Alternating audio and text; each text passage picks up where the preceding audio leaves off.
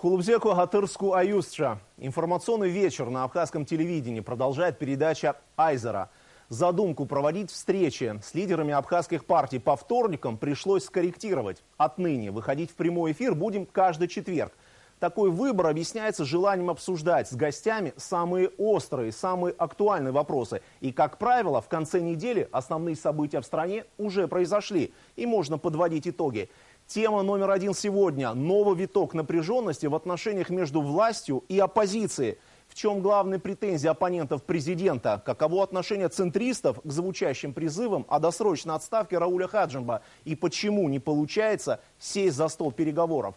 Об этом и многом другом поговорим этим вечером. Кто-то подумает, что не определена главная тема, и разговор окажется непредметным. Но что может быть важнее, чем единство и консолидация нашего общества? Очередной выпуск Айзера объявляю открытым.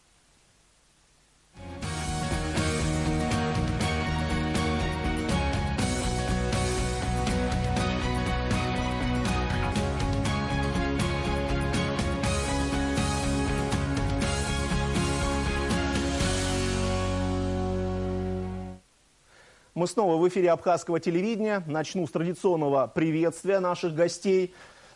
Спасибо всем за то, что вы нашли время прийти к нам в студию, ответить на интересующие вопросы. Предлагаю в режиме небольшой переклички представить сегодняшних собеседников. Итак, у нас в гостях Алмат Джапуа, партия Айнар, Якуб Лакоба, Народная партия Абхазии, Тей Аршба, партия экономического развития Абхазии, Аслан Барцыц представляет форум народного единства на сегодняшнем разговоре, Лев Нурбеевич Шамба, коммунистическая партия Абхазии, Мизан Зухба представляет партию Амцахара, Ахра Авицбахра, добрый вечер, вы впервые сегодня участвуете, представляет партию Единая Абхазия, Лаша Сакания, партия Народный фронт за справедливость и развитие, Ахра Аристава представляет сегодня у нас партию Апсна. Добрый вечер, дорогие друзья. Единую Абхазию? Единую Абхазию представляет Ахра Авицба. Герой Донецкой Народной Республики. А фронт народного единства? Народный фронт Лаша Сакания. Якуб Васильевич, мы представили всех. Нет, фронт народного единства. Народный фронт за развитие и справедливость. А еще есть фронт народного единства. Форум народного единства представляет Аслан Барцыц. Я думал, Ну что, уважаемые телезрители, мы представили наших сегодняшних гостей, собеседников. Предлагаю, уважаемые друзья, начать с темы прошедших выборов в Америке, естественно, в контексте Абхазии. Последние 2-3 месяца избирательная кампания в Соединенных Штатах проходила на грани фола. Конфронтация между кандидатами своего апогея достигла в канун даты голосования. И тем не менее, проигравший кандидат Хиллари Клинтон поздравила своего оппонента с победой и пожелала ему успеха в работе. Проводя параллели с Абхазией, могу сказать, что у нас выборы, причем различного уровня, проходят, будто бы после них обязательно должен наступить апокалипсис. Оппонирующие стороны призывают своих сторонников не расслабляться, постоянно держат их в тонусе. Скажите, почему у нас не получается договориться и вместе, сообща двигать нашу страну к процветанию и успеху? С кого начнем? Ахра, давайте начнем с вас, если можно, потому что я так понимаю, что сегодня у вас дебют. Вы впервые участвуете в политическом ток-шоу и заявляете себя в большой политике. Пожалуйста, вам слово. Ну, я так не буду большую аналогию проводить с Абхазией по одной причине. Сейчас нас здесь сидит 9 человек. Если бы это было в Америке, там сидело бы 2 человека. И у них идет смена власти. Сколько бы ты там партий не открывал, у власти всегда 2 партии. И поэтому, скорее всего, у них так все переходит. Сдача, пересдача. Мы замечаем, о самом главном принципе. Почему я мы говорю, что у них принцип такой, потому что они знают, что каждые 10 лет они меняют друг друга, и у них это все просто и замечательно. Рассказывать, как у них по-другому, мы можем много, но мы там не находимся, и поэтому это все будут наши догадки, а по сути выборы, это их не спектакль. Они делают ток-шоу, они друг друга поливают грязью, потом обнялись и пошли дальше. Я специально сказал в контексте Абхазии. Давайте проецируем ситуацию, которая была там, что называется, на абхазской земле. Алма, что вы думаете по этому поводу? Ну, честно говоря, Левон Миружанович, я не думаю, что у нас это невозможно. И мы наблюдаем выборов, что и наши оппоненты, в смысле оппоненты приходящих президентов, они после выборов поздравляют своих оппонентов, тем не менее. Но все-таки, мне кажется, накал вокруг наших выборов, он связан не столько с нашей ментальностью, сколько системная проблема. Мне кажется, сама политическая модель, которая у нас есть, она себя изжила, и внутри нее, если вы заметите, все чаще и чаще возникают кризисы, а кризисные периоды, они все больше и больше сокращаются. И я для себя глубоко убежден, что это системная проблема, которая самой политической модели, и уже ряд лет, и каждая оппозиция, каждая власть, перед тем, как прийти во власть, активно обсуждает те минусы и издержки, которые есть у политической модели, но, к сожалению, по уже сложившейся практике, попав во власть, ни одна из тех властей, которые уже были, и сегодняшней в том числе, уже отказывается от предыдущих лозунгов и в изменении системы. Мне кажется, рано или поздно мы должны приступить к широкому обсуждению самой политической модели, тем издержкам, которым она ей присуща, приводящей в данном случае к кризисам. Не думаю, что это исключительно наша проблема. У нас проблема кризиса, системная проблема самой модели, и мы должны это обсудить, в том числе с участием вот таких партийных кругов, и уже перейти к следующей политической модели, которая более эффективна, внутри которой более эффективно переходит смена власти. Ну, какая это модель, на ваш взгляд? Это в моем случае, например, система, партия, которую я представляю, мы предлагаем двухпалатную парламентскую модель, где сегодняшний парламент представляет из себя представляет и законотворческие, и представительские функции. Нам кажется, что как есть во многих странах, надо разделить представителей от законодателей, в этом случае на верхнюю и нижнюю палаты парламента, где в верхней части могут быть народные представители, а сами законотворцы профессиональные могут быть в нижней палате. И если в верхней палате представителей, предположим, достаточно эффективную систему отбора выработать, мне кажется, вот эти противоречия внутренние будут, мы сможем их избежать. Спасибо большое. Лаша, хотим перейти к вам. Что вы думаете по поводу нынешнего кризиса, который возник? Скажите, в чем главная причина его возникновения? Здесь я на самом деле согласен с Алмасом в том, что президентская власть изжила себя. Вот на наш взгляд, я немного не согласен с господином Джопа в том, что двухпалатная система сегодня, на наш взгляд, она не уместна в Абхазии, в том плане, что вот на наш взгляд это смешанная избирательная система и перераспределение полномочий между президентом и парламентом. Если мы пойдем на эти условия, то мы избежим политических катаклизмов в стране. Я думаю, так. Мизан, если можно, мы хотим обратиться к вам, потому что я так понимаю, что сегодня партия, которую вы представляете, выступает в роли главного оппонента действующей власти. Каковы претензии? Конечно, есть проблема в политической модели, но это не основная проблема, на мой взгляд.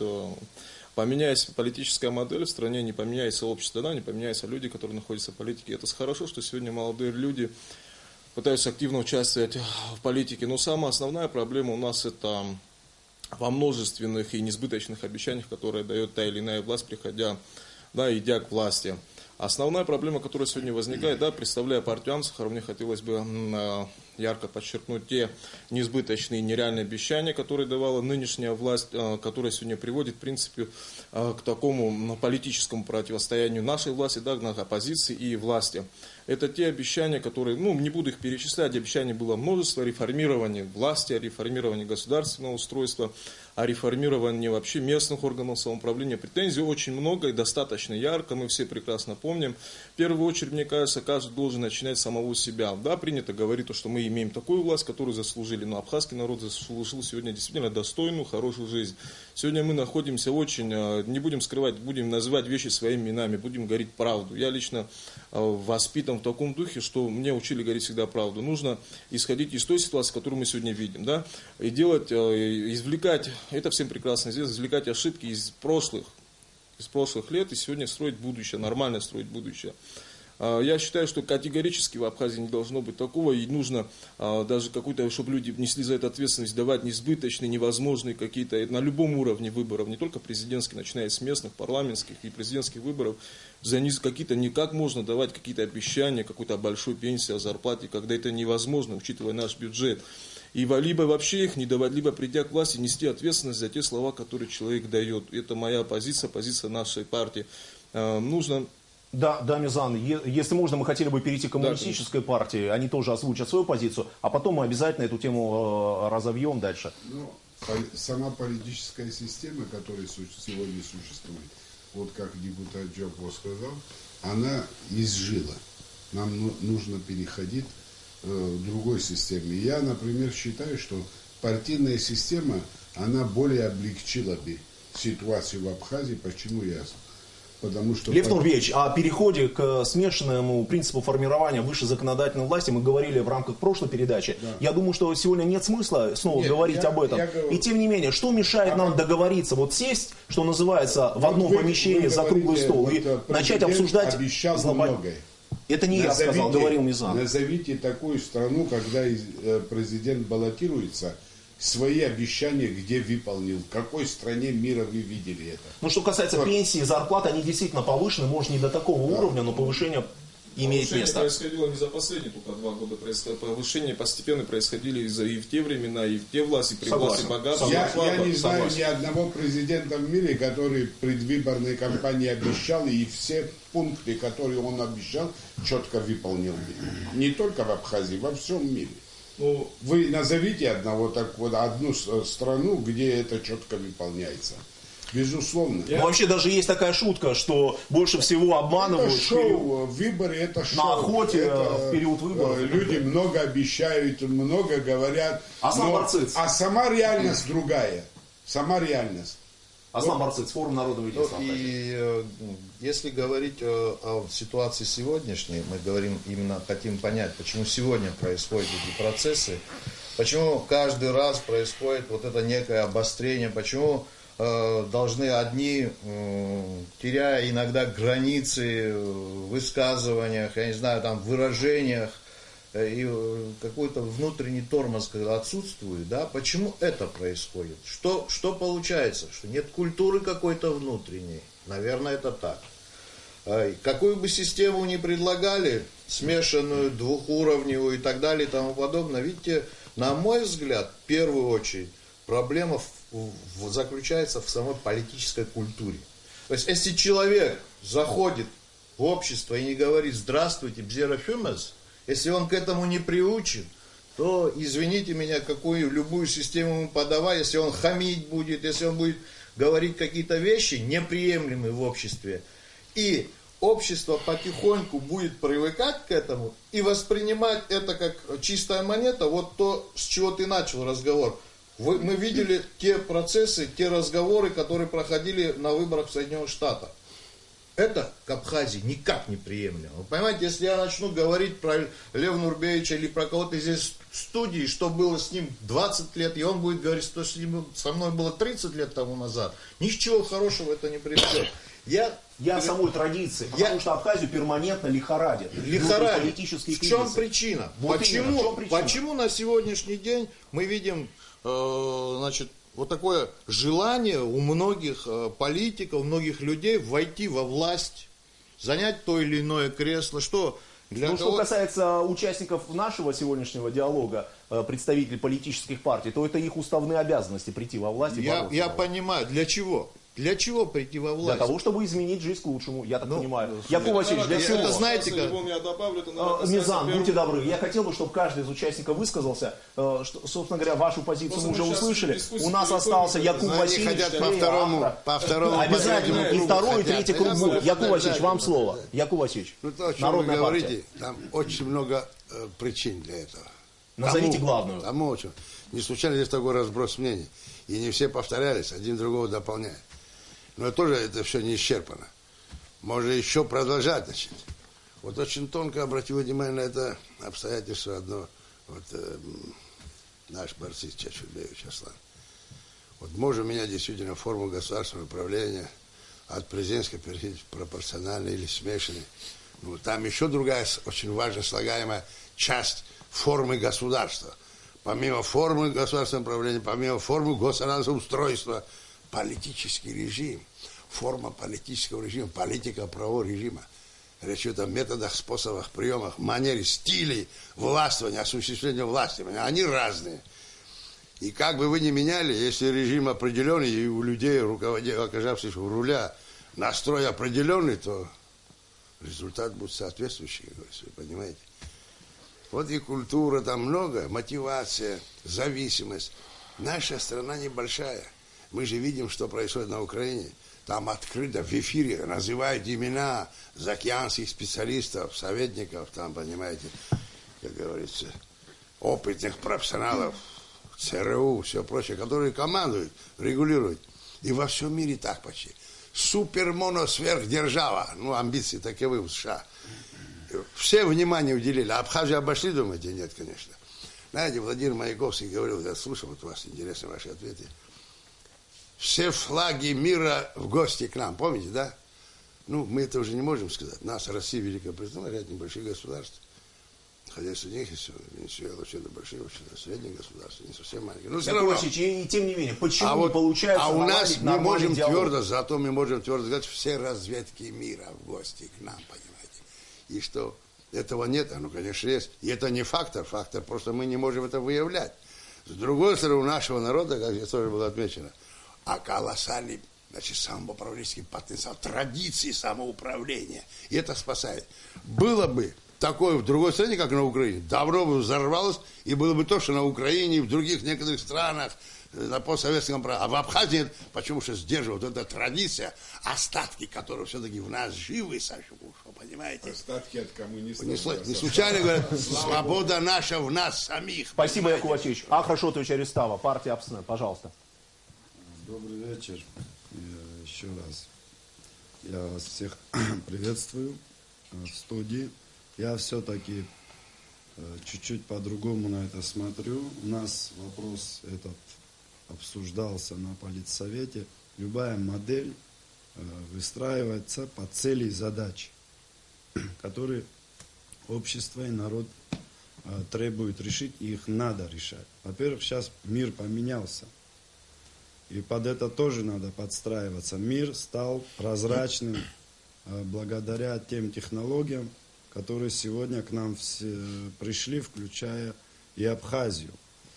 Я категорически не согласен с представителем партии Амсахара по поводу,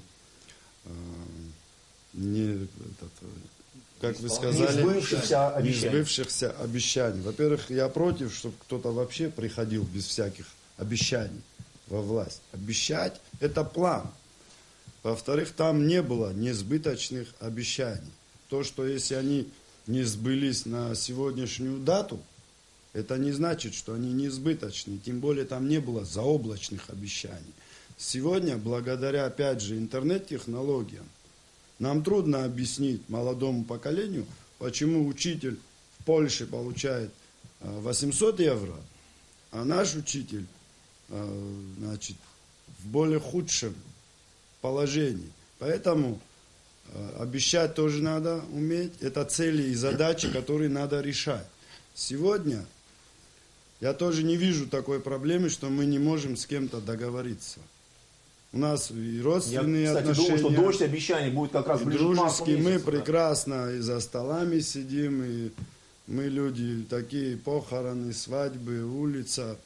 И у меня, допустим, нет проблем с кем-то общаться, договориться и все прочее. Что касается сравнения с Соединенными Штатами, во-первых, у них традиции более 200 лет.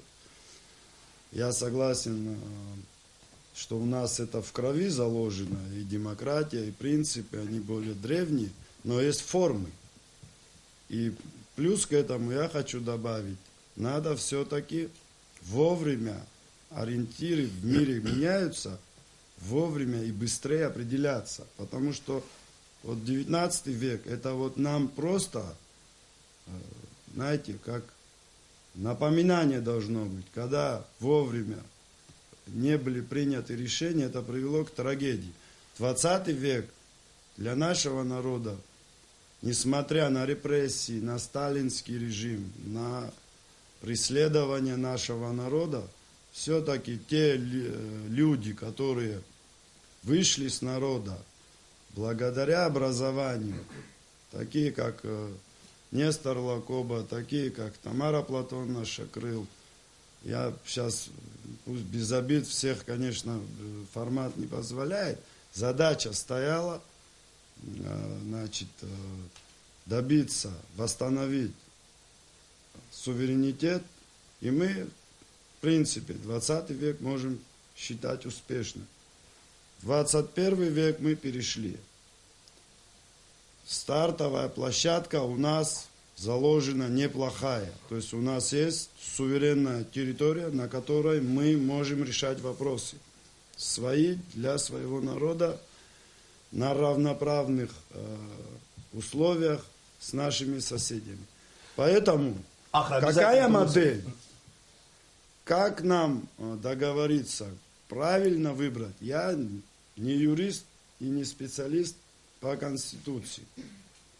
Но договариваться нам надо. Обязательно. Потому что народ ждет результат. Спасибо, Ахра. Эту мысль мы обязательно продолжим. Тея, если можно. Алмаз, мы потом перейдем к вам, конечно. Как реплика? Пожалуйста, да. Если у вас есть ремарка, пожалуйста. В виде небольшой реплики. Я как бы сначала сказал о модели, поэтому разговор пошел по этому руслу. Когда я говорил о модели, это в моем понимании означало, что та политическая модель, которая сегодня существует, она настолько не близка нашим людям, настолько она чужда тому народу этносу, что они в принципе ее не понимают. Именно поэтому общество живет по одним правилам, модель существует по другим. Я про это говорю. Государство, где есть главнокомандующий, было выстроено под цели и задачи, которые мы добились. Имеется в виду Отечественная война. Да, у нас до сих пор агрессивный сосед. Нам надо было выстоять и добиться признания независимости. Мы этого добились. Но договор о ненападении до сих пор не подписан. Естественно, наша партия это озвучивала, что модель требует изменений. И Гиви Габне, вы попросили не повторяться, это здесь озвучил. К сожалению, говорить о том, что да, мы просто не было попыток, о переходе к избирательной системе попытки смешанной. были предложения в парламент. У нас сложная система согласования. У нас есть депутаты парламента, здесь присутствуют. Поэтому общество у нас консервативное, новшества идут сложно, и мы должны научиться договариваться. Ну а как же это постоянно звучащие голоса о том, что общество ждет перемен, общество готово к реформам? Это, оказывается, бутафория? Мы консервативное общество, нам не нужно реформы. В этом есть плюсы в консерватизме, потому что мы можем и глупости наделать, если вот это не переварить, не пообсуждать. И минусы. Обязательно к реформам. Тея, ваше отношение к диалогу, который назрел в нашем обществе, но почему-то никак не получается? Вот эти вот кругом только одни разговоры о том, что вот политическая культура должна быть, но, как мы видим, это особо не действующий механизм. Поэтому я соглашусь полностью, особенно вот после реплики с Алмазом Джопо, что систему менять надо, необходимо. Это мой ответ. Я с каждым практически в чем-то согласна. И да, что народ у нас имеет очень феерическую память. И все, что не сбывается, все, что не до конца, все их это очень злит. Вот то, что и получается, что все какие-то ходят озлобленные и выливается в то, что мы видим вот это противостояние. Но результат получился один из или путей нет, выхода. Обычно подводят на очередных выборах. Один из путей выхода. Да, это, конечно, переход к пропорциональной системе. Об этом мы говорили много в крайнем случае смешанное. Но не так, как говорил Сергей Миронович в прошлый раз. Сейчас тут просто его здесь нет, понимаете? За спиной как бы. Но он услышит, потом может быть... А давайте я предлагаю небольшой блиц. Я не закончил мысль. Вы вторглись в слог. Не в слово, наверное, в слог. Я же не закончил даже предложение. Как он предложил контроль. Он фактически предложил к тотальному контролю парламента над, извините, исполнительной властью. Тогда это не исполнительная власть. Здесь сказано было, мы же еще после войны синдром, у нас враг рядом, понимаете, и мы к парламентской форме чистой хотим перейти. Ничего себе. Это будет как у Байрона, знаете. Он имел в виду английский парламент, он по опыту нашего парламента, вступление, что он имел в виду депутата английского парламента, вступление мы склонны растянуть, как речь в парламенте английского, и скомкать суть. Это что будет? Там нужно быстро молниеносные решения и множество прочее. Другой вопрос, какие-то контрольные функции парламенту вернуть. Это вопрос другой. Кстати, Алмаз не даст соврать, контрольные функции существуют и в действующей модели, собственно Нет, говоря. на самом деле контрольные и функции объявление вотума недоверия отдельным членам Кабинета министров, и парламентское расследование, и так Почему далее. только отдельным? Всему кабинету. Да. Мы коллеги. Что значит всему? Но в данном случае выступая в роли ведущего данной передачи. Но в Конституции там же написано отдельному члену вотум недоверия, а кабинета в целом нет. Это что, такой дисбаланс? Это аллакизм, понимаете? Надо менять его, приводить в порядок эту часть Конституции. Блиц. Предлагаю каждому из вас определиться к действующей власти. Поддерживаете, не поддерживаете, центристы, правые, левые. Алмаз Северьянович, партия Айнар. Партия Айнар, я вынужден сказать, что по характеру взаимоотношений с исполнительной властью абсолютно оппозиционная партия. Другое дело, что блок оппозиционных сил сформировался как блок оппозиционных сил, и, честно говоря, у нас существует идеологические противоречия и с самим блоком, и с партией. И если характеризовать наши отношения, то могу сказать, что в целом и отношение к партии, и отношение к бывшей партии власти тоже, оно практически идентично. Я, например, и мы в целом как партия не видим идеологических противоречий между группами, и я не замечаю никаких, даже в риторике, каких-либо глубоких идеологических противоречий между странами. Поэтому, если по отношению к самой власти, то да, оппозиционная организация. Но это отдельно не входящая? Нет, в оппозиционный блок мы не входим, но в целом оппозиционная партия. Да. Идти в рост, бить вместе называется. Яков Васильевич, народная. Но бить эту власть сегодняшнюю не так уж это и просто, и даже может небезопасно. И потом надо иметь основания, понимаете. У власти, понимаете. Яков Васильевич, это Блиц. А характеризуйте ваши отношения народной партии. Положительные отношения, разумеется. Есть. После сколько наработок за эти 2 года. Даже если взять всех предшественников, и даже нашего великого первого основателя свободы государства, значит, нашего Владислава Григорьевича, сколько новаций таких предложено, и уже подступаются к их реализации. Это в лице связано с именем этого Хаджина, понимаете, Равлевича. Спасибо. Тотально, понимаете. Ну, Эра, как всегда, конечно, мы центристы, это не значит, что у нас нейтралитет полный. Мы, конечно, наши убеждения близки к власти. Спасибо. Аслан? Ну, на сегодняшний день, уважаемый Ливон, странно было бы, если форум народного единства как бы был бы не с этой властью, не с этим президентом, понимаете? Но воспользуясь тем временем, которое у меня немножко есть, да, я скажу такую вещь, что как бы форум народного единства по факту, на мой взгляд, является правопреемником политики Ардзинба, нашего основателя современного государства. Как мы сегодня вы начали передачу с того, что немного напомнили нам о Соединенных Штатах, да? В Соединенных Штатах Америки есть так называемые отцы-основатели этого государства современного, ну, там, Джефферсон и так далее, и так далее. Вот на сегодняшний день Владислав Ардзинба, я думаю, здесь никто не будет спорить с этим, ни в студии, ни те зрители, которые нас смотрят сегодня в столь поздний час. Владислав Ардзинба является основателем нашего сегодняшнего государства. И Владислав Ардзинба, здесь не дадут мне соврать старшие товарищи, все присутствующие в студии, своим преемником в свое время назвал Рауля Хаджинба. Вот на сегодняшний день ситуация вот такая. Что касается, вот еще один момент такой, что касается, значит, самой формы.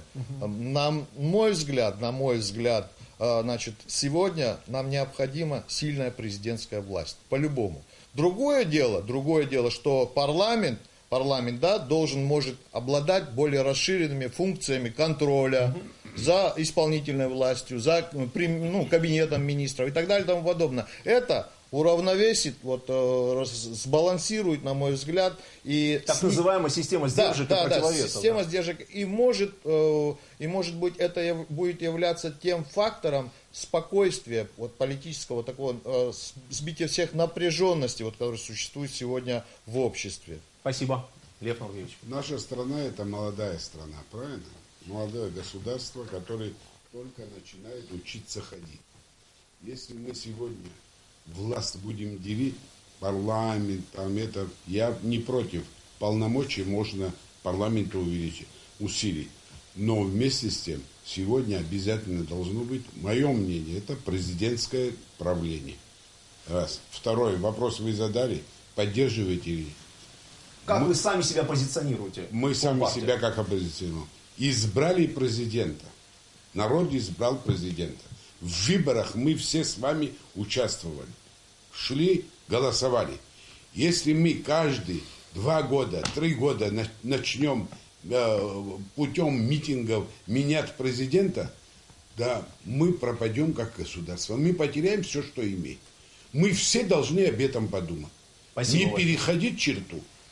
Мизан, мой вопрос риторический именно к вам, но мы знаем уже ответ. Да, скажу так, всем прекрасно известно, да, что сегодня партия Амцахара является оппозиционной силой и сегодня является одной из основных политических сил в Абхазии. И хочется сказать следующее, то, что учитывая всю сегодняшнюю обстановку, всю ситуацию, социально-экономический, политический кризис в стране, которые привели не то, я считаю, что за последние 2 года мы находимся в крайне тяжелом состоянии нашего государства.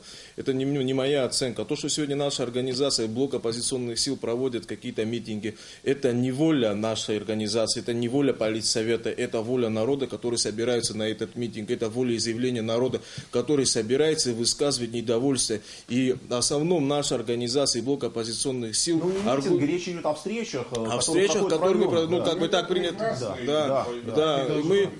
Наша официально выступая позиция, каждое выступление от нашей организации проводится аргументированно. Каждое наше высказывание официально, которое публикуется в СМИ, которые мы сегодня зачитываем, они аргументированы. И каждая наша претензия под собой имеет определенное подспорье, определенные претензии, которые мы высказываем, они все аргументированы. Сегодня мы считаем, лично наша партия считает... Но при этом некоторые высказывают и контраргументы на ваши аргументы. Согласен. Есть достаточно фактов. Слава Богу, сегодня, в 21 век, информационный век, сегодня достаточно техники и технологий сохранения информации, которые на протяжении 10 лет спокойно можно просто открыть тот же самый Google и посмотреть определенные высказывания, определенные обещания. Сегодня мы лично считаем то, что сегодня в силу сложившегося кризиса в Абхазии, в Абхазии должны пройти досрочные выборы. Нынешний президент. Да, конечно. Я хотел бы вопрос задать, если позволишь, я извиняюсь, конечно. И на этом мы закончим. Хорошо, перейдем к представителям других партий. Я хотел бы один вопрос задать. Мне не как представителю сейчас определенной политической партии, а как простому гражданину. Мне хотелось бы знать четко, от А до Я, в чем заключаются сегодня претензии. 1, 2, 3, 4, 5. Да нет их, Аслан. Уважаемый Аслан, я думаю, если мы задержимся. У нас был вопрос, я ответил на этот вопрос. Претензий много предостаточно. Если можно, да, основные. Хотя бы основные. Раз, два, три. Основные претензии начнем о нашем социально-экономическом состоянии нашей страны и о политическом частности. Когда наша нынешняя власть, находясь в оппозиции, обещала, начиная борьбу с коррупцией, восстановление нашего здравоохранения и так далее, и множество вопросов об отказе помощи из Российской Федерации, об ее цели более, о направлении этих денег в реальный сектор экономики. Что мы сегодня за 2 года? Вы хотите сказать, что у нас сегодня такая серьезная борьба с коррупцией? Разве... Обещалось то, что будет создан антикоррупционный отдел, который будет бороться с коррупцией. Вы мне хоть одного человека назовите, который сел за сегодня. Кстати, отдел, насколько нам известно, создан при Генпрокуратуре. Мизан, почему? Следующее. Я был депутатом городского собрания. В полемику такую. Я был депутатом городского собрания. И те реформы, которые сделаны были властью, внесенные в закон об административно-территориальных единицах, я видел на деле, как они действуют. Они абсолютно не действуют. Властью нынешней было обещано то, что местные главы администрации будут избираться прямым голосованием населения. Это сделано? Это не сделано. Какие поправки были внесены, что президент назначает главу администрации согласовании с собранием? Мне кажется, что это не чуть-чуть даже, это очень разные вещи, когда прямым голосованием народ избирает, а когда утверждают там часть, как это, депутаты, народные избранники. Когда президент назначал никого. Спасибо, Якуб Васильевич, спасибо. Переходим к Акре. Я извиняюсь. Вот насчет выборов главы администрации, прежде чем это сказать, вы глубоко подумайте. Если мы выбирать начнем главу администрации, здесь есть еще и подводные камни. Это не мои высказывания.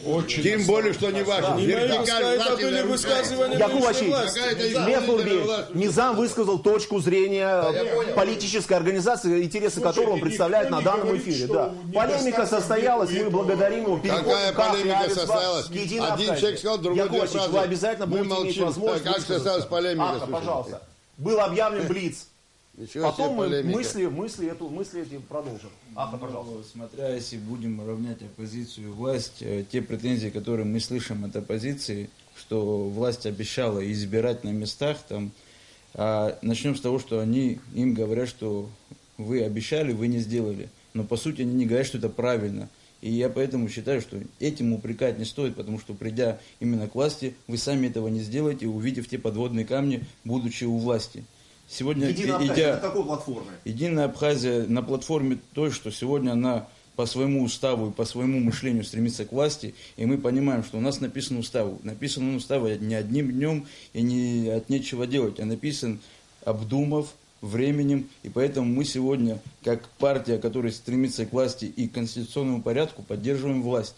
Потому что если она нам не нравится, есть срок, когда придет, где мы будем свое волеизъявление показывать своим голосованием. На данный момент у нас впереди парламент, куда мы все стремимся, и будем показывать свое согласие, несогласие или свою силу. И сбылись ли обещания или нет, тоже, наверное. Просто есть скажет, одно. Да. Человек Кандидатов. обещает, приходя в реалии, он их видит. Просто я бы от власти, например, требовал бы их озвучивать сразу, а не держать это в себе. Это не зазорно, так как ты приходишь и сталкиваешься с реалией, надо перед своим народом встать. Не когда оппозиция приходит и что-то требует, а именно когда сталкиваешься с реалией, сказать, вот сегодня ситуация такая. Спасибо, Лаша. Лаша Саканя. На последнем съезде мы объявили себя партией конструктивной оппозиции. Мы не являемся правящей партией, поэтому, соответственно, у нас тоже есть претензии к власти, но также у нас есть претензии к оппозиции, так что мы стараемся соблюдать паритет на самом деле. Так что мы конструктивная оппозиция. Спасибо. Хорошо, Ильич.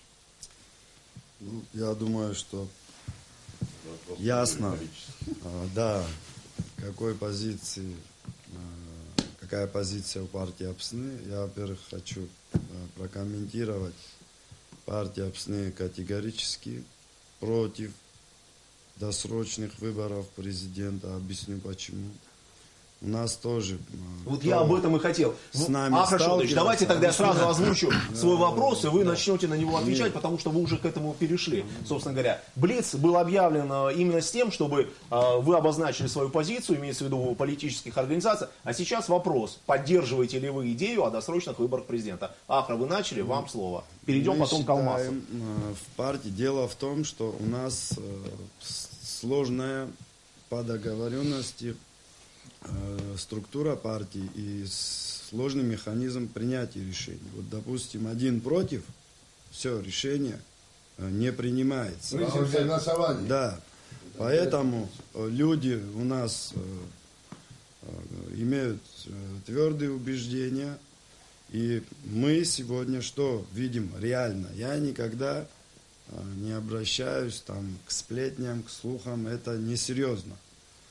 Если обратиться к документам, подписанным президентом нашей страны, там мы видим отражение того, что мы ожидаем. Нас тоже беспокоит, что медленно идут реформы.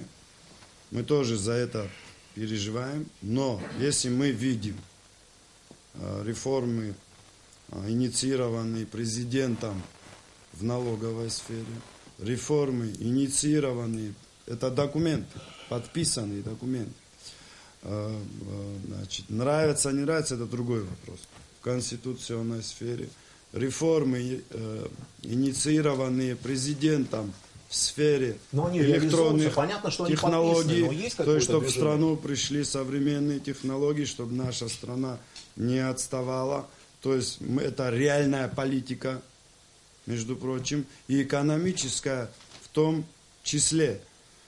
Что касается, как это исполняется, сроки исполнения, это вопрос полемики, хотя мы также видим, что прошлое правительство было за неисполнение именно сроков поручения отправлено в отставку. Дальше мы сторонники компромиссов. И это тоже отражается в политике президента. Пока мы видим, что президент нас слышит, естественно, мы его поддерживаем.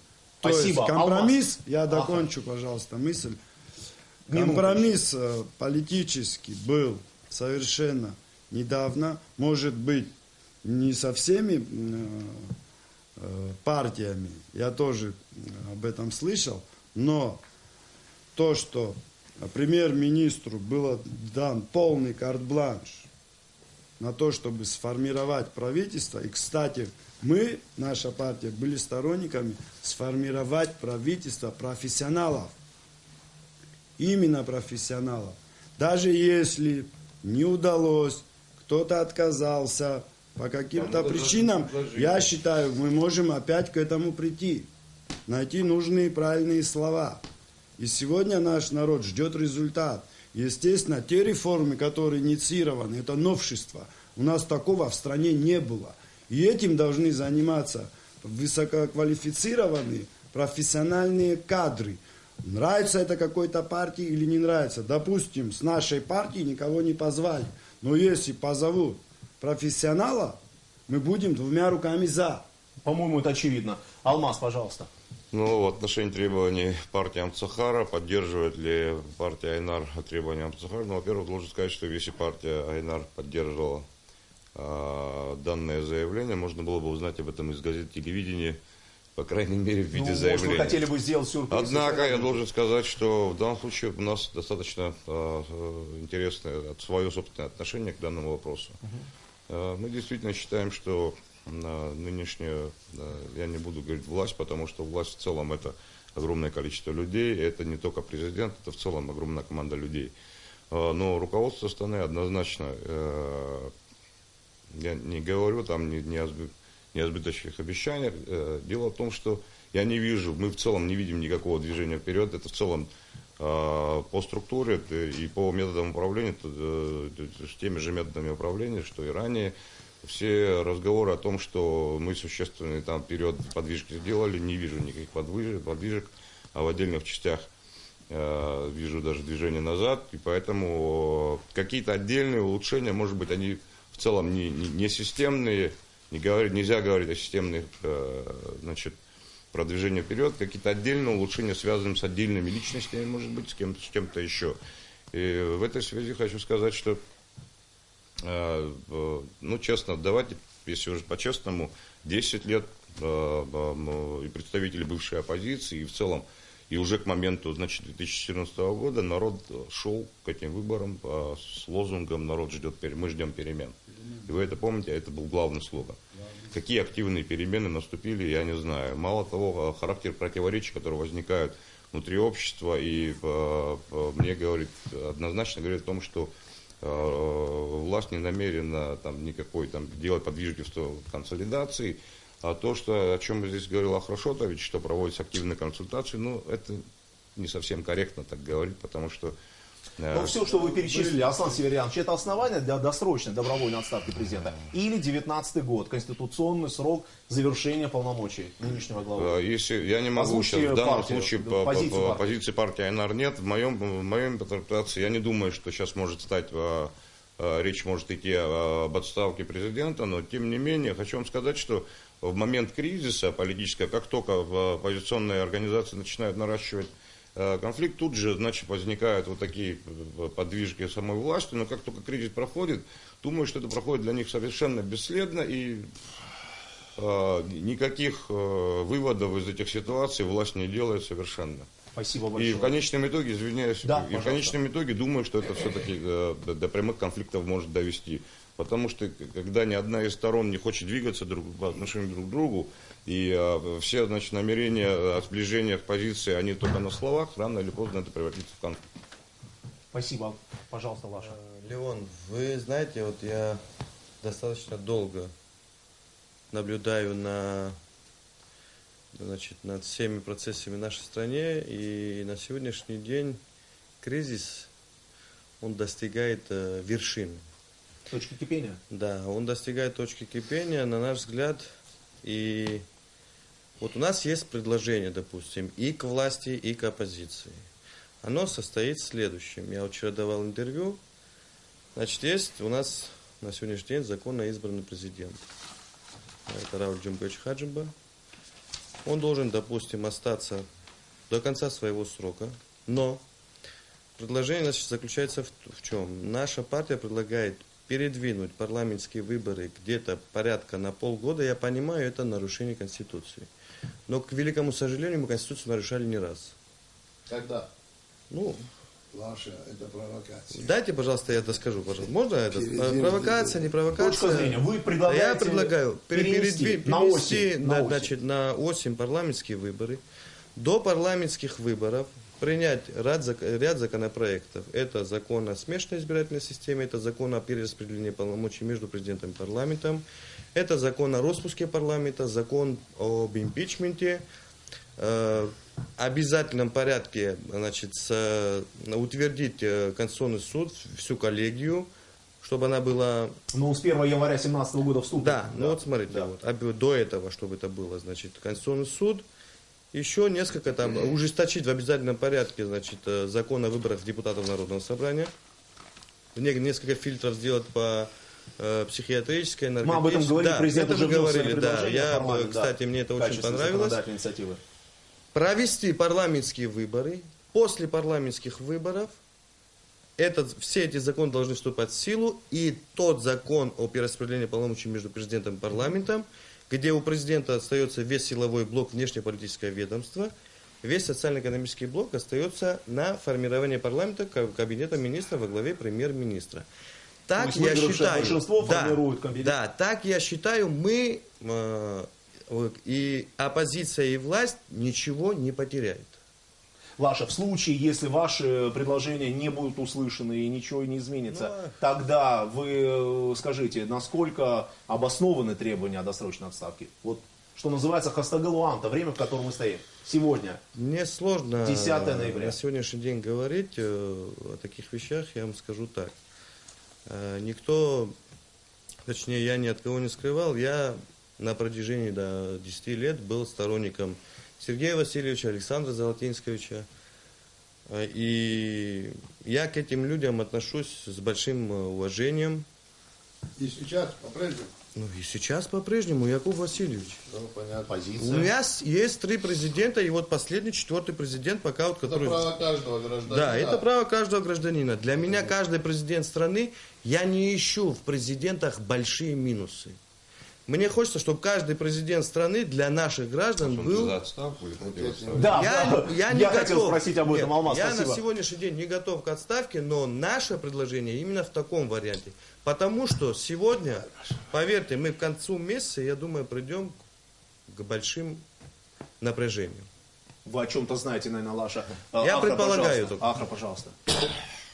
Ну, я так скажу, что сейчас, слушая речь руководителей, представителей других партий, чуть-чуть она так истинно покрыта сверху пылью, они рассказывают, но я для себя одно понимаю, что если ставить вопрос о том, что президент должен уйти или остаться, на данный момент, и как мы видим, что президент должен остаться по одной и той причине, что мы сегодня разговор ведем о том, что хотим дойти до власти, руководить, но команды сформированы, чтобы требовать от того, чтобы он ушел.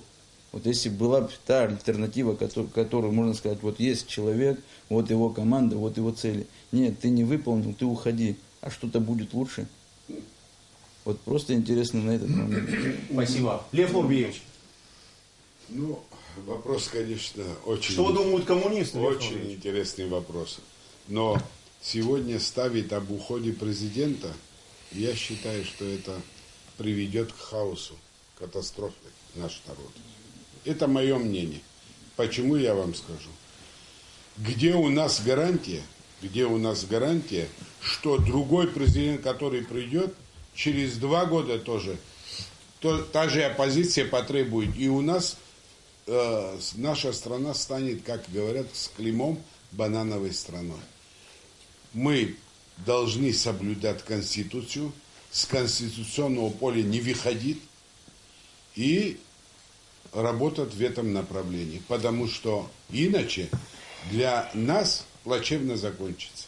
Спасибо. Ты продолжишь, Аслан, мы перейдем к вам. Ты, пожалуйста. Да, пожалуйста. Мы так обсуждаем, что это как будто требование об отставке, оно само по себе неконституционно. Надо понимать, что люди требуют отставки, и пока еще никаких антиконституционных мер они не предпринимали. Штурм МВД, Нет, штурм МВД, я не думаю. Должны в конституционном... Массовый беспорядок. Мы сейчас к отставке президента, да, тогда не призывали. Я, наверное, покину этого сейчас. Ну, Алмаз, можем сказать и о том, что в июле месяце прошел референдум, на котором был вынесен вопрос о досрочной отставке. Ты, пожалуйста, и переходим к Мизану. Второму разу. Я думаю, ну, пожалуйста, да.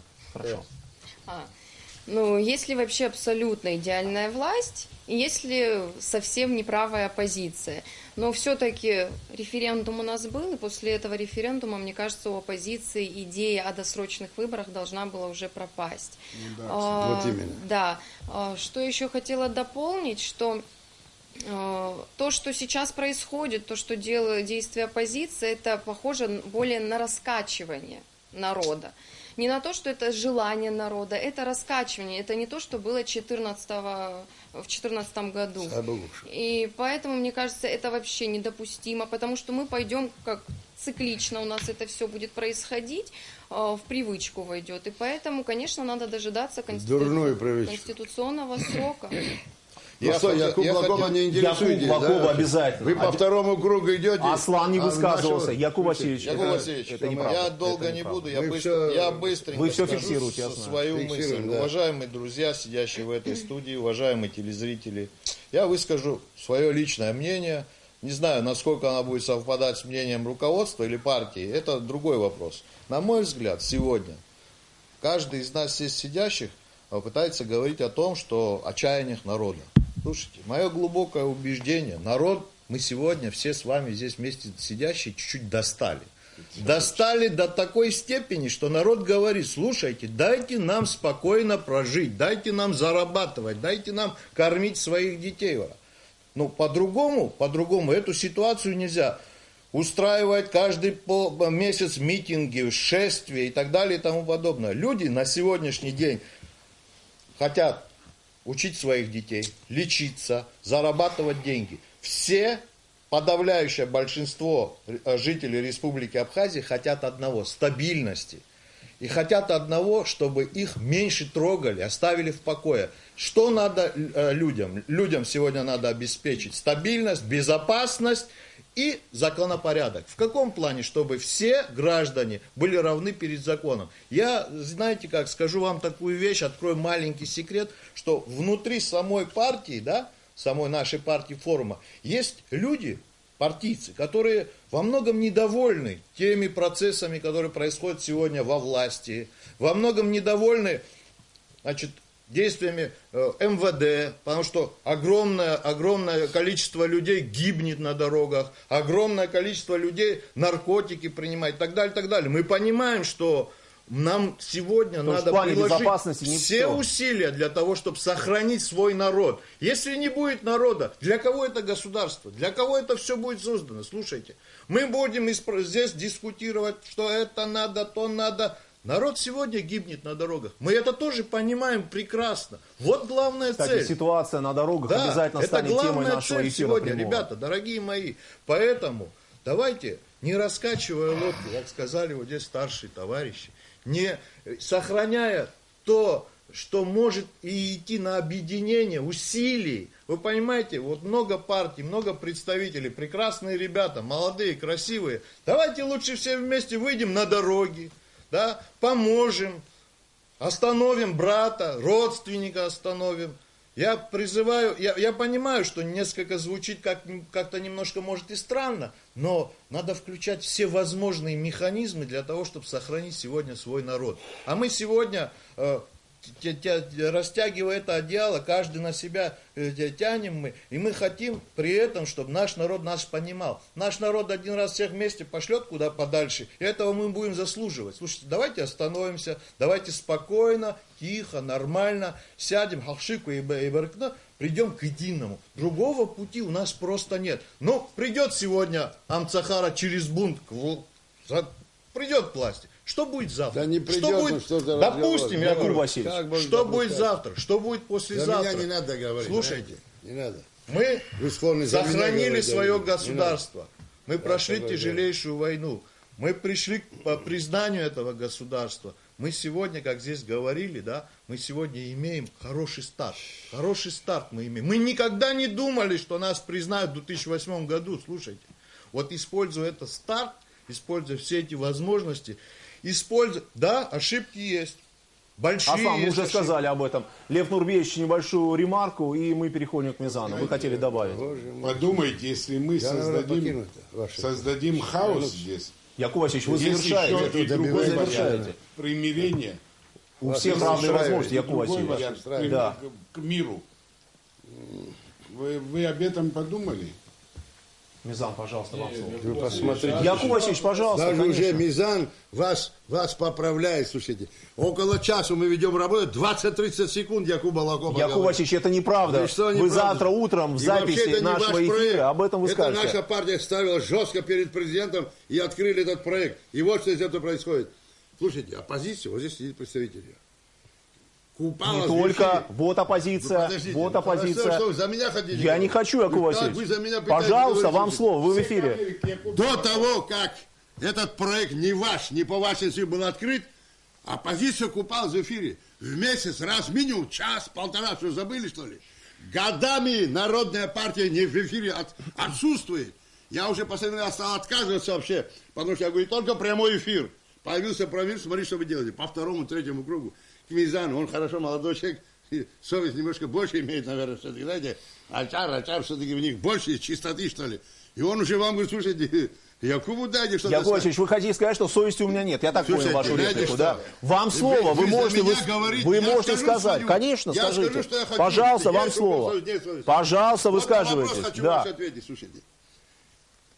Значит, президента отставка. Не категорически против. Наша партия. Там тоже неравнозначные отношения к действующей власти, к тому же президенту. Но к этому вопросу категорически никаких оснований нет. Хотят превратить в проходной двор. Действительно, это что такое? Это ни в какие рамки не укладывается, слушайте. А основания какие? Вы говорите, ничего не предлагал. Вы говорите, обещали много. Хорошо. Ситуация-то менялась. Вы же помните, какие транши Россия получала в те годы при следующей власти? Их съедались эти транши. Понимаете, значит? А сегодня этих траншей нет. Таких траншей нет, вы же понимаете. По причинам известным, вы знаете. И мы сами, значит, не готовы там представить соответствующие документы. И Россия в тяжелейшем положении, понимаете. И нашел этот президент источники. 200-300 миллионов налогообложения увеличилось, понимаете, при предыдущем министре. Вот его отправили в отставку, ну, в основном все ушли. А он хорошо поработал. Но президент нашел другого, который, он, видимо, чувствует, что он еще больше сумеет. Это Курмазия, который погасил все долги этой системы пансионатов, там 20, 50, 60 миллионов.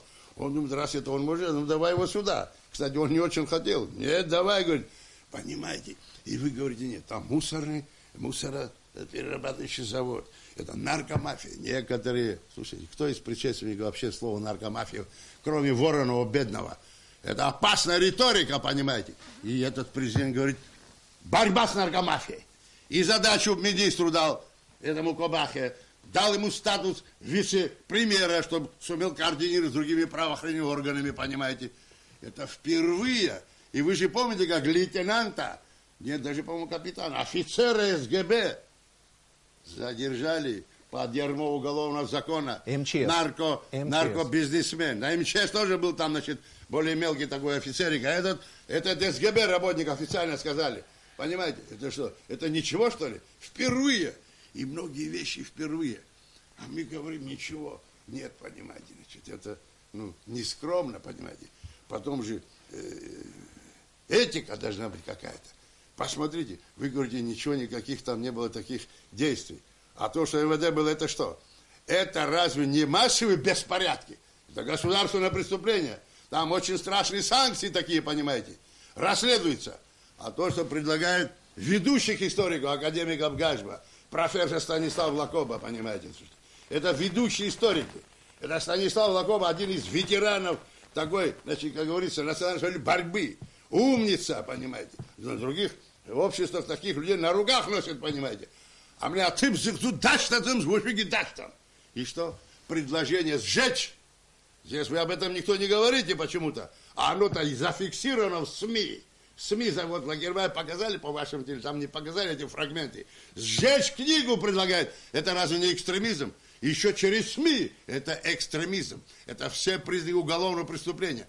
А вы говорите, ничего этого нет. Как нет, слушайте? Вот поведение оппозиции. Потом ИПК, политический консультативный совет создали.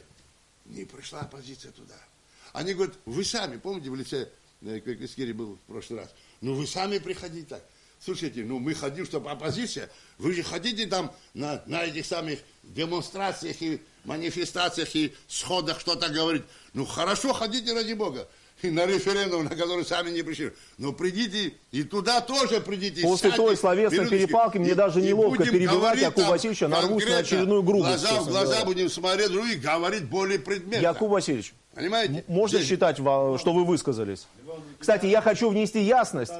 Я хочу внести ясность и объяснить и сообщить нашим уважаемым телезрителям, что Якуб Васильевич немного не прав, когда говорит о том, что по требованию Народной партии была открыта данная телевизионная площадка. Отнюдь нет. Данная телевизионная площадка была открыта абхазским государственным телевидением. Мы ставили вопрос жестко перед Раулем Джумовичем. Он обещал. Кстати, очень хорошо, значит, мы вместе все это сделали. Валерий Курашко был внизу. Я ушел из президента, а они шли туда к нему. Ну это же не тема, это не предмет нашей дискуссии. Даем слово, такой проект будет открыть. Ну, вот, отлично. Мизан, пожалуйста. Я думаю, беспредметная дискуссия, Якуб Васильевич, мы поняли вашу точку зрения. Спасибо, я выслушал, все прекрасно, постарался максимально прислушаться к тому, что все было сказано. Наверное, все-таки начну то, что Ахар вы сказали, да, о тех начинаниях, да, тех документах, которые подготовлены. На мой взгляд, это не только мой взгляд, это мнение разделяемое не мною, а народом, который поддерживает нас, да, реформы ради реформ сегодня в Абхазии не должны быть. Мы уже, да, может, молодое государство, но сегодня, находясь в такой крайне тяжелой ситуации, Абхазия не выдержит тех экспериментов, которые сегодня пытается совершить или на бумаге, или в жизни, я понять не могу, наша власть. Что касается, хотел бы еще прокомментировать, еще озвучу. В мировой политике принято говорить так, что любая власть, президентская или парламентская, когда приходит к власти, да, новая, их деятельность пытаются, первые шаги их деятельности, не результатах говорятся, а шаги первые, которые делает власть, оцениваются первые 100 дней. То есть сегодня, получается, спустя 2 года, это уже порядка превышает 700 дней, да, мы сегодня говорим о тех начинаниях, которые делаются властью. Я прекрасно помню, высказывание нынешнего президента, находясь в предвыборной кампании, что у нас нет времени на раскачку. Я просто вижу сегодня, Ахар, вы, наверное, имели в виду те моменты, те проекты, да, это, наверное, сегодня раскачка получается, как я вижу. Или же это, на мой взгляд, непонятно. Следующее, что я вижу, что... Раскачки, там куча... Следующее, я никого не перебивал, я попрошу... Вы ко мне оппонируете? Я попрошу, да, чтобы мне не перебивали, я абсолютно никому не позволял себе такого. А по поводу штурма МВД. В штурме МВД, это наболевшая тема, которая действительно достала население. Вы говорите о том, что там было законно или незаконно, которое позволяет себе те или иные высказывания оппозиции. Я скажу следующее. Есть куча материалов, в нарушение законов, который пошел тот министр, который находился в власти, который тогда был министром внутренних дел. Этого предостаточно. Мы все прекрасно есть, они в СМИ, мы все прекрасно их видели, знаем, не нужно на это закрывать глаза. И мы, я сегодня представляю политическую партию, мы на это глаза не закрываем, мы громко заявляем о тех. По поводу референдума скажу, мы все видели прекрасно, как референдум проходил, какие силы на этот референдум влияли. Сегодня процессы, происходящие в стране, процессы, которые мы сегодня поддерживаем наше население, которые происходят, это, извините меня, это не революция, это не борьба за власть, это волеизъявление нашего народа. Никто не собирается штурмовать, никто не собирается приходить с транспарантами. Мы лишь будем излагать мнение нашего народа. В ближайшее время наша партия проведет съезд, на котором, если будет принято о проведении всенародного схода, если будет принято такое решение, всенародный сход мы проведем и выслушаем мнение нашего народа. Мы все сегодня говорим о том, что не нужно раскачивать. Мы ничего не раскачиваем. Ситуацию в стране раскачивали с 2004 года. Мы все прекрасно это видели, оценивали всю ситуацию и видим, в какой ситуации сегодня находится страна. Как мы можем сегодня, мы сегодня с вами сидим здесь, многие говорим о высоких материях, а что нужно делать так, что правильно, что неправильно. Сегодня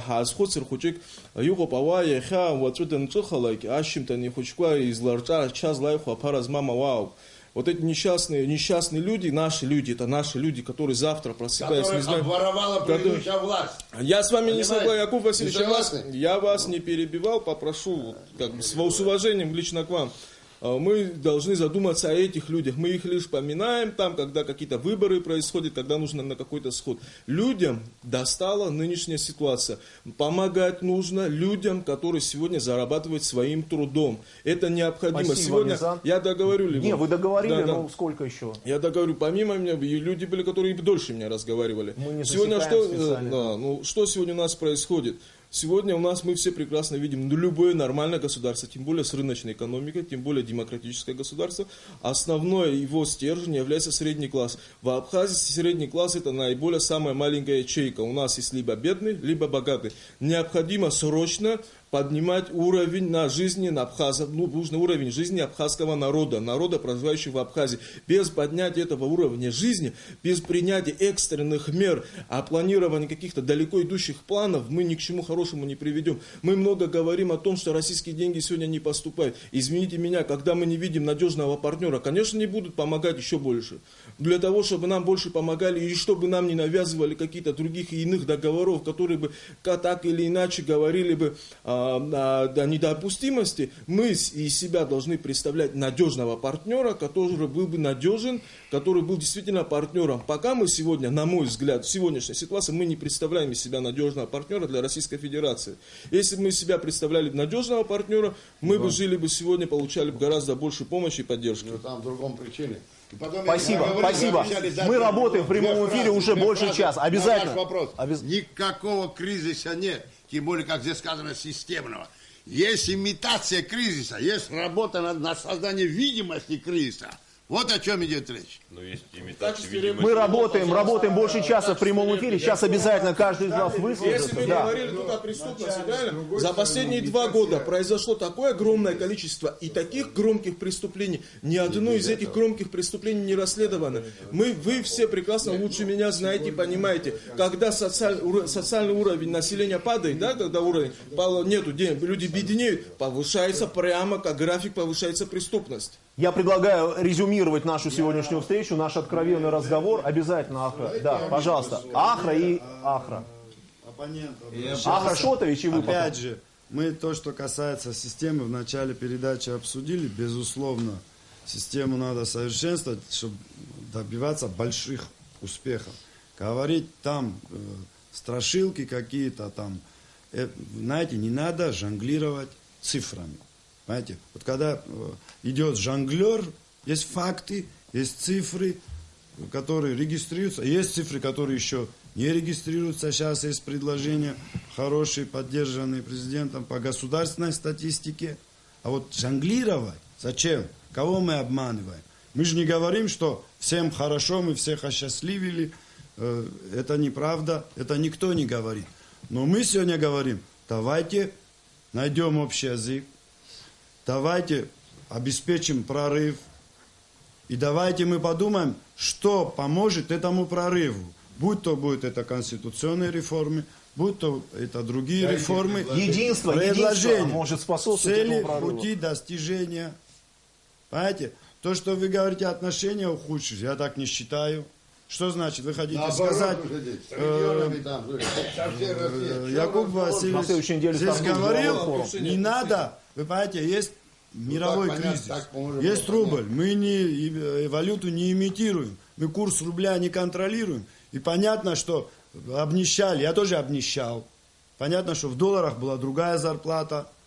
Есть причины, есть кризис, есть санкции против России, есть методы, правила и стандарты выхода с этих ситуаций. Но они требуют реформ. Это признают все. Все. Давайте, да. Теперь осталось сесть, решить, договориться. Ситуация изменилась. Знаете, у нас общество маленькое. Страна маленькая. Мы все друг друга знаем в лицо. Вся Абхазия знает, кто у нас лучший специалист по налогам, кто лучший специалист по бюджетному процессу, кто в другой сфере. Нам осталось сесть и договориться. Не кусать друг друга.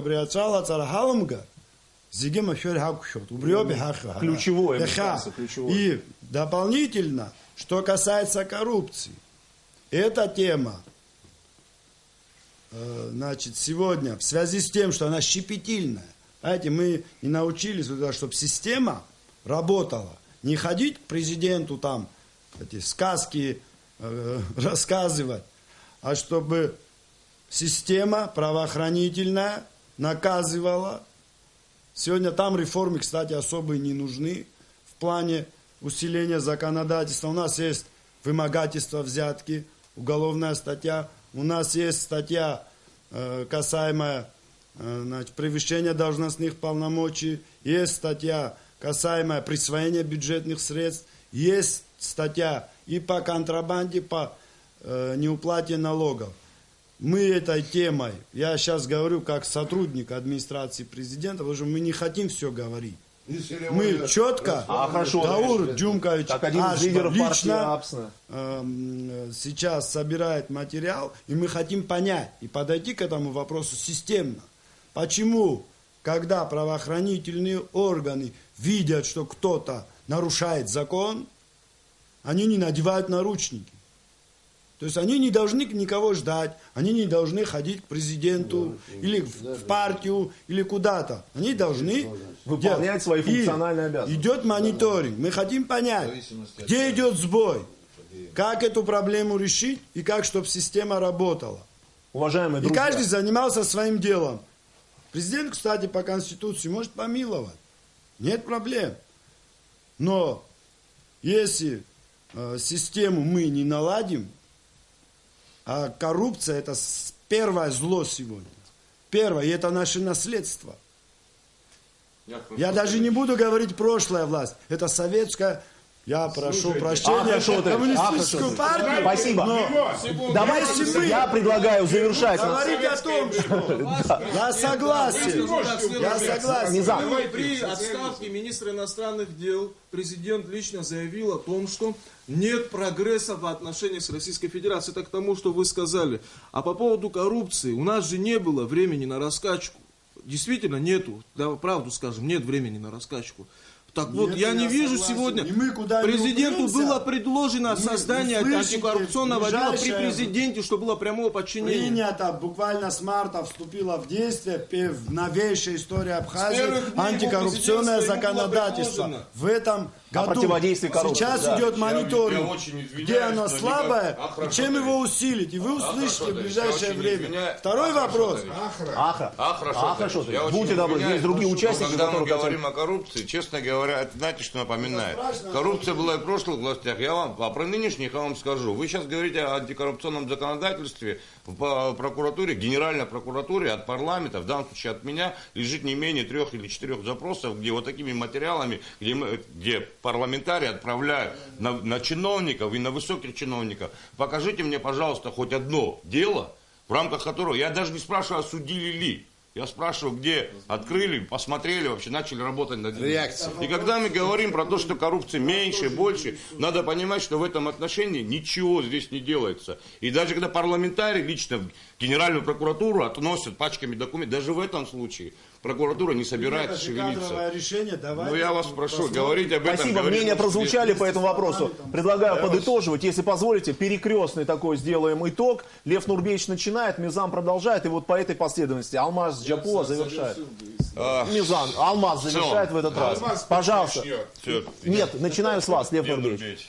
Состоялся диалог. Я, знаете, что вам хочу сказать? Здесь, конечно, безусловно, я никогда не говорил и не говорю, я 7 руководителей первых лиц поменял. Я работал с ними. У каждого из них были недостатки, безусловно. Где гарантия, что следующее, если мы даже путем революции свергнем президента, приведем другое, то же самое. Здесь надо просто систему, отработать систему, выстроить систему, чтобы в государстве работала система. Когда система будет работать, каждый будет в своей полке сидеть. И вот тогда пойдет наша страна вперед. А так, как мы сегодня говорим, я чего боюсь? Я на самом деле боюсь. Вот, это может вам смешно покажется. Чего молодые не боятся, чего ему уже бояться. Но знаете, что я вам скажу? Я боюсь, что мы то, что приобрели, чтобы мы не потеряли. А где гарантия, что мы не потеряем это? Если мы будем себя вести каждые 2 года, свергать кого-то. Слушайте, мне Анкваб тоже ничего не сделал. И мне Хаджинба тоже ничего не сделал. И не сделает. Но этого нельзя делать. Я считаю, что мы должны жить в рамках Конституции. Давайте, выборы есть в парламент Республики Абхазии. Идите партии в парламенте, идите. Следующие выборы президента, готовьтесь. Дай Бог, чтобы нашли такого человека идеального, который весь народ Абхазии сказал бы, он без ошибок будет управлять нашей страной и проголосует. Ну, найдите такого. Мизам, пожалуйста. Итог, это последняя реплика с вашей стороны. Я Пожалуйста. сегодня вот несколько раз... Вот есть фраза. Вот то, что сказал Джоб, одну интересную вещь. Вот запросы, нет реакции. Укрепить статус запроса депутатского. Понимаете?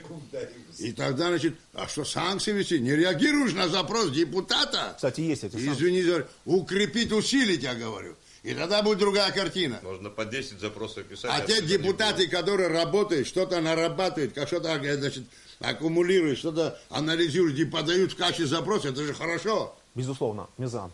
Это помощь власти. Сегодня как-то, знаете, я вот несколько раз уже слышал слово революция, да, как бы я вот, откуда это слово, да, по большому счету революции. Я коммунист, мой дорогой. Оно близко. Слово революция. Никто, я вот хочу, чтобы вы услышали все наши телезрители, тут никто не говорит речи о революции. Как того, Боже упаси, чтобы такого не было в Абхазии. Революция, так, это насильственный метод смены власти. Мы все прекрасно, да. Но это эволюция, как бы, да, принято в науке называть, когда ненасильственный метод. Так вот, я хотел бы отметить... Если контрастное направление, без усилий, без силы для применения, это тоже революция. Просто следующее, что бы еще хотелось сказать. Вот в 2014 году, так получается, была революция, свержение, что было? Вот для меня до сих пор, как бы, да, если как охарактеризовать конкретно эту ситуацию, непонятно, да, было ли это революция, было ли это свержение. Этому дали правовую оценку силовые структуры соответствующие, эту правовую оценку дал парламент. И, кстати говоря, участием в выборах, те, которые участвовали, дали сами этому оценку. Спасибо. А теперь я хочу добавить к тому, что вы до этого говорили по поводу штурма МВД. Да. Ситуация не идентична? В чем я не понял? В чем? То есть в действиях. То есть по вашей логике, если министр внутренних дел, на мой взгляд, совершивший неправильное действие, призвав своих сотрудников голосовать там или нет, это на мой взгляд, это неправильное действие. Помимо этого есть нарушение. Но по этой логике получается, если сотрудник, министр нарушил что-то, да, надо идти штурмовать министерство. Спасибо. Так получается. Аслан, у вас будет возможность парировать. Мизам, пожалуйста, закругляйте. А вы говорили о том, что, да, вот действия министра. Мне интересно, какова была реакция нашего президента? Его сняли с работы. Сняли с работы после того мероприятия, его сняли с работы. Сегодня он не является советником президента, правильно? Какую ответственность этот человек понес перед законом за нарушение, неоднократного нарушения законов? Давайте так. Никакой ответственности. Я договорю, я вас не перебивал. Мизам, тему заканчивайте, мы подытоживаем. Да, я заканчиваю тему и да, хочу всех призвать к тому, что мы не говорим о том, что там будет революция, будет насильственное свержение власти. Мы лишь просто мы сегодня поднимаем вопрос, мы хотим узнать мнение нашего народа еще больше. Если мы хотели бы, допустим, были бы какие-то сумасшедшие планы о проведении революции, мы бы сразу это попытались бы сделать. Народ уже спасибо. Мы сегодня хотим выслушать мнение нашего населения. Спасибо, Мизан. Мы работаем над ней, слушаем мнение населения. Скоро съезд состоится. Скоро съезд и примем решение определенное. Все, мы поняли. Ну, народ сказал свое мнение на референдуме. Аслан, Лев Нурбеевич, я вас прошу, участники дискуссии, мы даем слово. Я хочу, что позволяет формат передачи, вот как бы в рамках формата сказать следующее, очень коротко. Президент государства задал определенный вектор.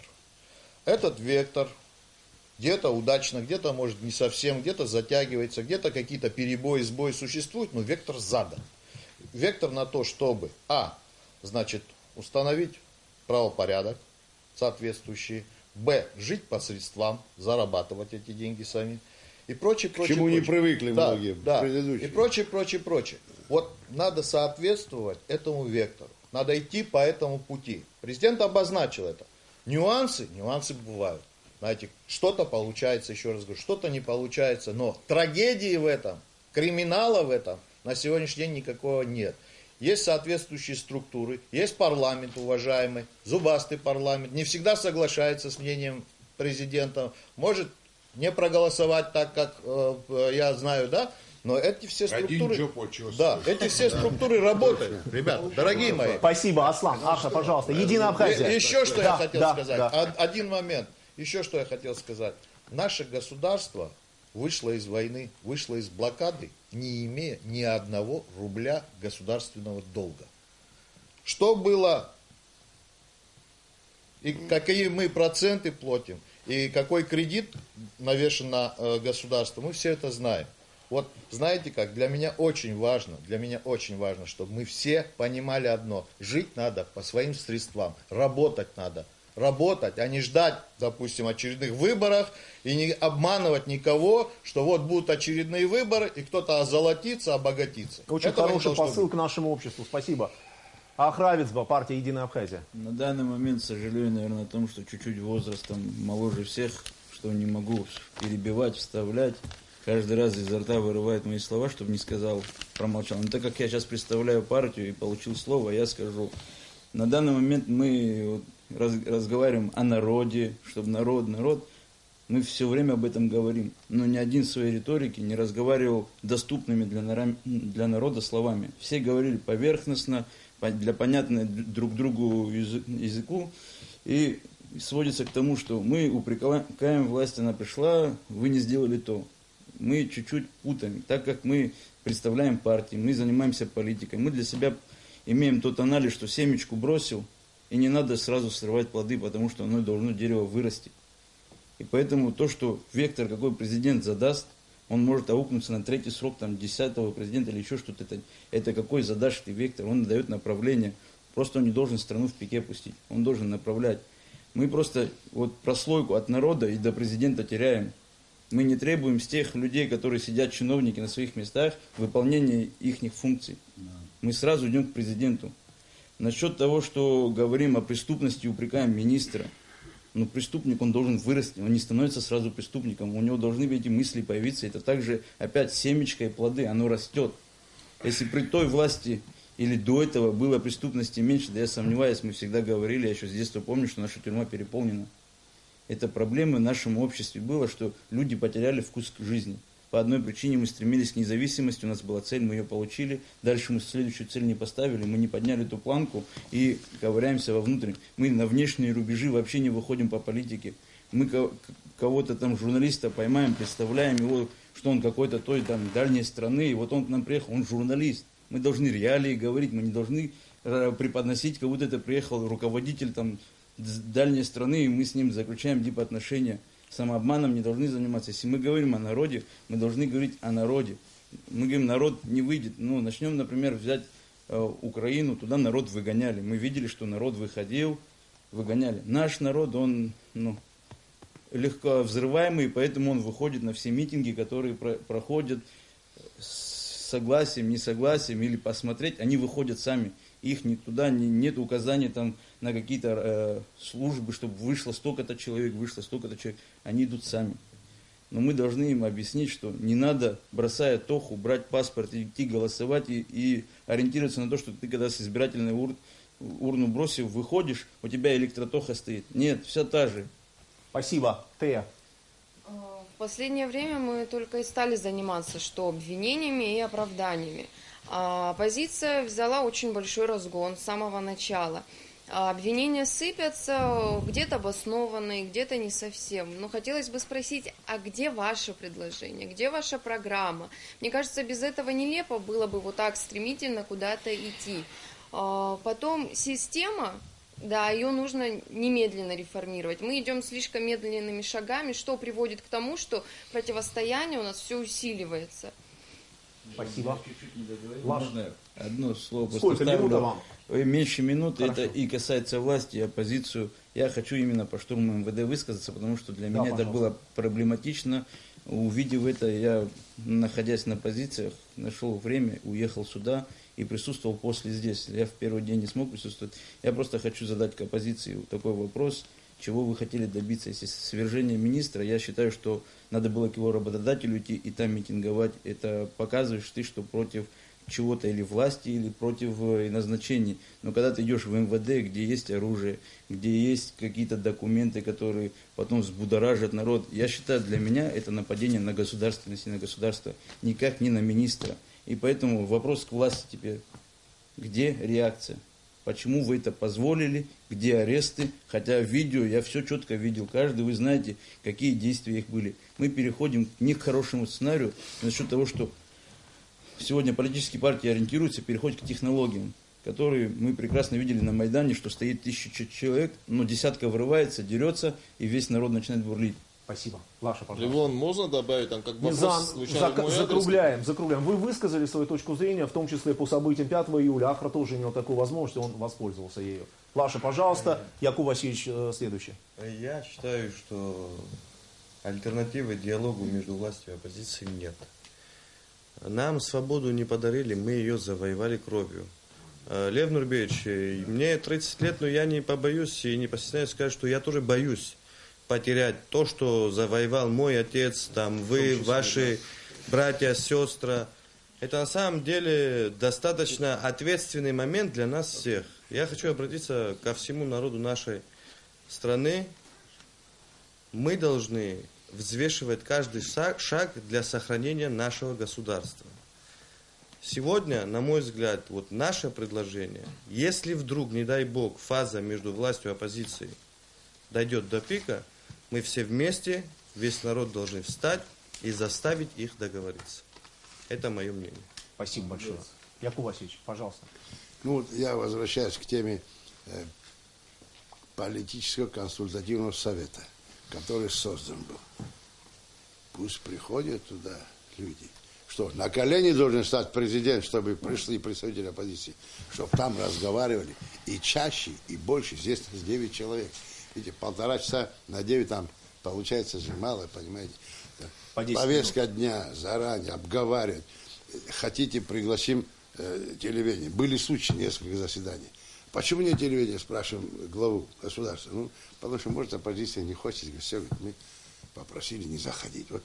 То есть в разном режиме можно, но разговаривать, чтобы можно было разговаривать, понимаете. Глаза друг друга смотря. Вы же говорите, зачем действительно народ будить, понимаете, значит? Зачем народ беспокоить, когда мы сами это можем делать? И вот вопрос к оппозиции. Приходите. Как Искирик в прошлый раз сказал, ну а что вы без нас собираетесь? Ну, вы садитесь. Ну вы, я что, мы созданы для всех, а вы, говорит, сами, говорит, между собой. Значит, не хотят, получается, разговаривать, что ли, или как? Ну вот сюда же вы пришли, понимаете. И как Искирик был. Ну и туда приходите, слушайте, ваши лидеры пусть приходят, слушайте. Это же неправильная позиция, неправильная линия.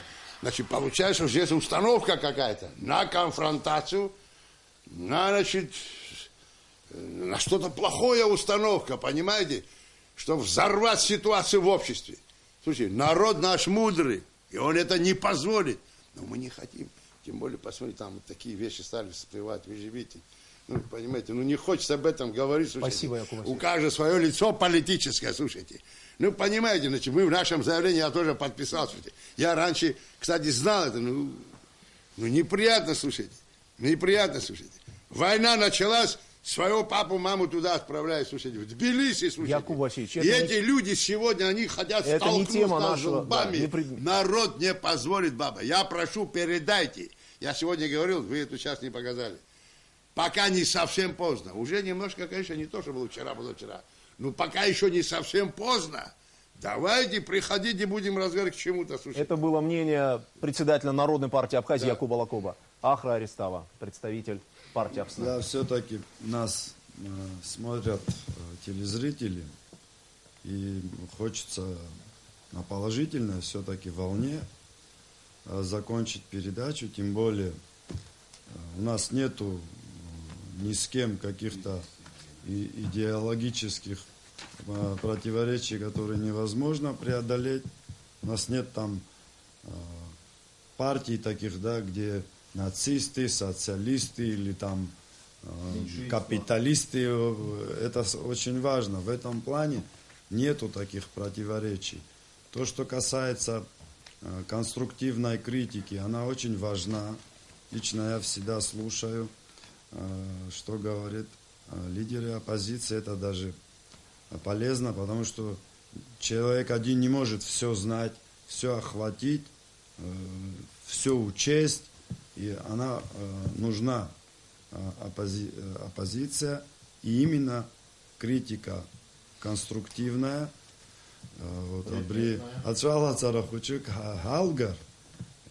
Значит, мы будем иметь, я думаю, успех. И все-таки с другой стороны, пришел представитель Амцахары, тем более это ветеранская, уважаемая организация, я многих там знаю. Я думаю, что реформы, которые озвучены, начаты, подписаны, что-то поддержано парламентом, что-то не поддержано, что-то критикуется, это нормально. Это процесс нормальный, но где надо усилить, где надо добавить, а где-то есть вещи, которые, реальные новшества. Нашим людям, когда говоришь, они некоторые, к сожалению, даже не знают о каких-то таких вещах, но эти темы находят поддержку и у президента, и у парламента. Многие вещи, и хотелось бы, что раз мы говорим о силе политических партий, чтобы именно в духе конструктивизма, в пользу, как сказал главный у нас народа Ахра Авицбанас правильно поправил, что если мы думаем о народе, давайте мы подумаем, как обеспечить успех абхазского государства вместе. Тем более это президент озвучивает. Спасибо. Алмаз Джапуа, политическая партия Айнар. Пожалуйста. Все-таки хотелось... И на этом мы завершаем, уважаемые друзья. Хотелось бы закончить на позитиве, но, к сожалению, думаю, что формат передачи и тема передачи, думаю, не подходит. Если спрашивать лично меня, в данном случае даже не позицию партии, хочу вам сказать, что по данному, возможно ли политическое согласие между двумя оппонирующими сторонами? Думаю, нет, невозможно. Объясню почему. Я не говорю о самих группах, потому что группа – это сами люди, и внутри своей любая организация, любая партия – это обычные люди, граждане, которые глубоко верят в свой идеал и в том, и в другом случае. Но политические лидеры этих группировок, двух, и провластной нынешней, и они находятся в таких глубоких противоречиях уже достаточно большое количество времени, что, думаю, сгладить эти противоречия между руководством этих группировок практически невозможно. Вы пессимист, дорогой. К сожалению, наверное. Я и то, надеюсь, понимаете. Я говорю о политическом руководстве тех и то или иное именно руководстве. Что касается, можем ли мы выйти из этого кризиса, думаю, что можем, потому что диалог, если между нами здесь возможен, то в принципе возможен. Что касается риторики оппозиционных организаций, считаю, что она... Конечно, изрядная доля реваншизма в этом есть, конечно же, да. Но, тем не менее, считаю, что, если вы меня спросите, существует ли достаточный объем обвинений против власти, думаю, существует достаточно большой объем обвинений, позволяющий вести оппозиционную риторику в должном и большом объеме. Уверяю вас, другой вопрос, что у меня возникает встречный вопрос, политическое руководство этих политических организаций вчера были у власти, и если бы они знали рецепты от этих, от сегодняшних болячек, можно было их применять вчера. И именно вчерашняя, глухость власти привела к катаклизму 2014 года. К сожалению, вчерашняя глухая власть, слепая и глухая, привела к катаклизму 2014 года. К сожалению... Глухая, слепая и продажная. Нет, извините уже, пожалуйста, Якуб Васильевич. Вещи своими именами. Если уж называть вещи своими именами, сегодняшняя власть пошла по пути от вчерашней глухой, слепой, коррупционной. Не путайте. Я ничего не путаю. Уважаемые друзья, Алмаз Северянович. И, к сожалению, я сейчас закончу, да, и, к сожалению, я, Мирзан, очень извиняюсь, но, к сожалению, вот такая практика, вот такое поведение, когда власть не слышит партии, власть не слышит людей, при конечном итоге приведет к серьезным катаклизмам. Я глубоко против вот таких революционных способов воздействия, и всегда нужно искать место диалогу. Но это ситуация настолько критическая, что это то самое место, где стоит задуматься всем нам. И в первую очередь исполнительной власти, потому что именно она является как бы надстройкой всему этому пространству. Потому что именно с нее, из желания к диалогу, все и начинается. Там еще два слова. Продажная, сказал, и предательская власть. Мы вас услышали, Якуб Васильевич. Мы вас услышали. Мы услышали вас. Мы услышали. Мы услышали, дорогие друзья. Мнения прозвучали. Уважаемые друзья, и Табуб Дарадзе, благодарю каждого из вас. Главная цель, уважаемые коллеги, главная цель, которую мы ставили сегодня, на мой взгляд, достигнута. Политики, последнее время разговаривавшие между собой на языке жестких заявлений, наконец-то вступили в прямой диалог. Надо вместе вырабатывать пути решения существующих проблем. Сообща сделать это будет гораздо легче. Тому пример вся новейшая история Абхазии. Вопреки всему мы выстояли и строим независимое государство. Что важно, строить его должны все вместе, независимо от политических предпочтений. Потому что страна у нас одна. Я благодарю своих собеседников, благодарю наших телезрителей. Я, Левон Галусян, прощаюсь с вами ровно на 2 недели. Следующий выпуск Айзера пройдет на абхазском языке. Передаю эстафету моему коллеге Алхасу Манарге. Доброй ночи, Абзерас.